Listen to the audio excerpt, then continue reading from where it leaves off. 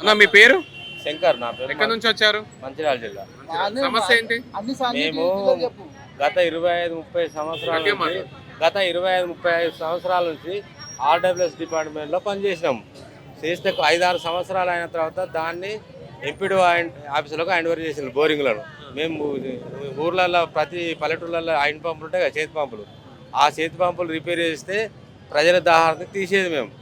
ఎన్నో సంవత్సరాల నుంచి కాయకష్టం చేసి ప్రజలకు మేలు చేసి నీళ్ళు అందించినాం.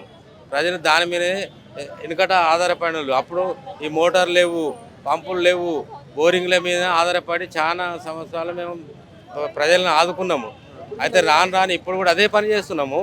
అయితే మమ్మల్ని ఏం చేసిందంటే కేసీఆర్ ప్రభుత్వం వచ్చిన తర్వాత మిషన్ భారత్ స్కీమ్ తెచ్చి మా జీతాలు రెగ్యులరైజ్ చేస్తున్నాడు. మిషన్ భారత్ స్కీమ్ ఎప్పుడైతే తెచ్చిండో మాకు రెగ్యులరైజ్ చేయకపోగా జీతాలు కూడా కొన్ని మండలాలు ఇస్తాను, కొన్ని మండలాలు ఇస్తలేడు. మేము కేసీఆర్ని కలుద్దామంటే ఒక్కనాడు కూడా మమ్మల్ని లోపలికి రానియలేదు. మరి ఆ సంబంధిత శాఖ కూడా పోవడానికి పోనీయలేదు. మేము సిరిసిల్లకు కూడా కేటీఆర్ అక్కడ ఆయన మంత్రి కదా, ఆయన కాన్స్టిట్యూన్సీకి పోయి 3 సార్లు లెటర్ ఇచ్చినాం. 3 సార్లు లెటర్ ఇచ్చినా కానీ దాని కూడా స్పందన ఇవ్వలేదు ఇంతవరకు కూడా. రేవంత్ రెడ్డి గారు న్యాయం చేస్తారంటారా దానికి? మరి రేవంత్ రెడ్డి సార్ మేము చేస్తాడు. బట్టి విక్రమార్క సార్ దగ్గరకు పోయినాం పాదయాత్ర. ఆయన అన్ని జిల్లాలు తిరిగిండు బట్టి సార్ ఆయన దగ్గర పోయి మేము పాదయాత్ర పాల్గొని సార్ మాకు ఇట్లా సంగతి మా పరిస్థితి ఇట్లా ఉన్నదంటే మన ప్రభుత్వంలో రాని మన ప్రభుత్వం వచ్చిన గ్యారంటీ చేస్తాడు సీఎం గారు అని అన్నాడు.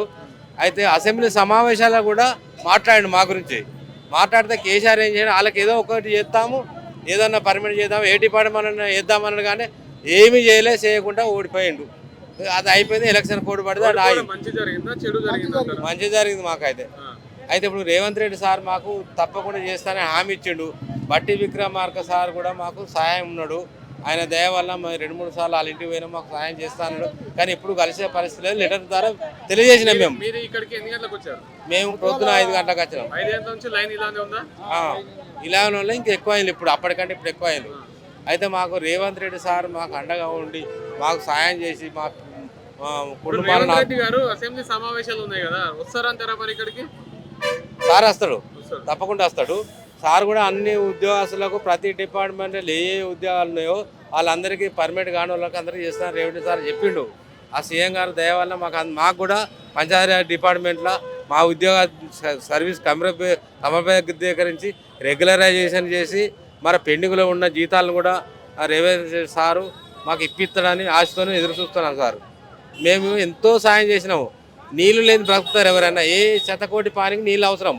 అటువంటిది మమ్మల్ని కేసీఆర్ పక్కన పెట్టిపోయాడు. ఇప్పుడైనా దయచేసి మాకు రేవంత్ రెడ్డి సార్ మమ్మల్ని ఆదుకొని ఉద్యోగాలు పర్మిట్ చేస్తారని ఆశతో ఉన్నాము. మళ్ళీ సీతక్క గారు మాకు శాఖకు గ్రామీణాభివృద్ధి శాఖ పంచాయతీరాజ్ డిపార్ట్మెంట్ ఆమె కూడా నిన్న కలిసినాం. ఆమె కూడా తప్పకుండా చేస్తా అని ఒప్పుకున్నది. మళ్ళీ బట్టి విక్రమ సార్ ఒప్పుకున్నాడు. సీఎం కూడా ఒప్పుకొని మమ్మల్ని ఆదుకున్నాడని వాళ్ళ ముగ్గురికి పాదావందనం చేస్తాను. అలా ముగ్గురికి పాదావందనం చేస్తాను. థ్యాంక్ యూ అన్న.